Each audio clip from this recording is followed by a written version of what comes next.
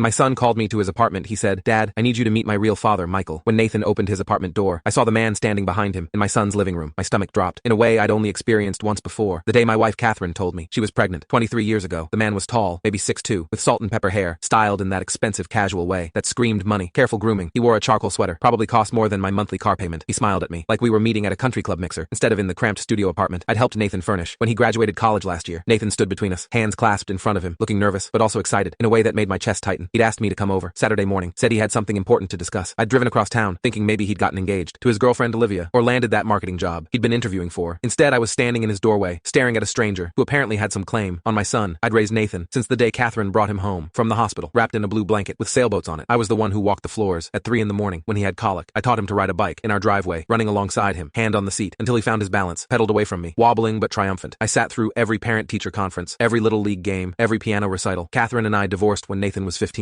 but I never missed a weekend visit, never forgot a birthday, never stopped being his father, in every way that mattered. Michael extended his hand toward me with the kind of confidence that suggested he'd never been rejected in his life. "You must be David. Nathan's told me so much about you." His voice was smooth, practiced, like he'd rehearsed this introduction. I didn't take his hand. I looked at Nathan instead, asked him what the hell was going on. My son flinched at my tone, but gestured for me to come inside. Sit down. The apartment felt smaller, with 3 of us in it, walls pressing in. As I moved past the second-hand couch, coffee table I'd helped Nathan haul up 3 flights of stairs 6 months ago. Michael sat in the armchair I'd given Nathan from my own living room. When he moved out, that detail bothered me more than it should have. Nathan perched on the edge of the couch, started talking fast, the way he always did when he was nervous. He said he'd taken one of those DNA ancestry tests 3 months ago, just for fun, curious about his heritage. The results came back, showing he had a close relative match he didn't recognize. He reached out to the match through the website's messaging system. That's how he found Michael. Michael picked up the story from there, leaning forward in my armchair, elbows on his knees, like he was settling in to tell a campfire story. He explained that he and Catherine had a brief relationship 24 years ago, before she met me. When she got pregnant, she told him she didn't want him involved. She said she was going to raise the baby on her own. Michael claimed he respected her wishes, stepped back, but he always wondered about the child. When Nathan's DNA match appeared in his account, Michael said he knew immediately it had to be his son. They'd been talking for weeks, getting to know each other, building a relationship. Nathan was nodding along to this narrative, like it made perfect sense, like it was a heartwarming reunion story, instead of a betrayal of everything we'd built together. I asked Nathan why he hadn't told me any of this. He said he wanted to be sure before he brought it up. He wanted to get to know Michael first, to see if the connection was real. Now, he was sure, and he thought it was time for us all to meet, so we could figure out how to move forward as a family. The word family hit me like a fist to the gut. I left Nathan's apartment without saying goodbye to Michael, sat in my truck in the parking lot for 20 minutes, trying to process what had just happened. My hands were shaking so badly, I couldn't get the key in the ignition. At first, I kept replaying the scene, the way Nathan had looked at Michael, with admiration, curiosity, the way he'd used the word real, like it was a knife, designed specifically to cut me. I finally got the truck started, drove to Catherine's house, across town. She'd remarried 5 years ago, to a decent guy named Paul, who sold insurance, didn't cause problems. Catherine answered the door, in yoga pants and a sweatshirt, hair pulled back in a ponytail. She smiled when she saw me, until she registered my expression. Then her face changed. I told her we needed to talk, about Nathan and Michael Thornton, and that's when Catherine's face went completely white. Full story is linked below or on my channel.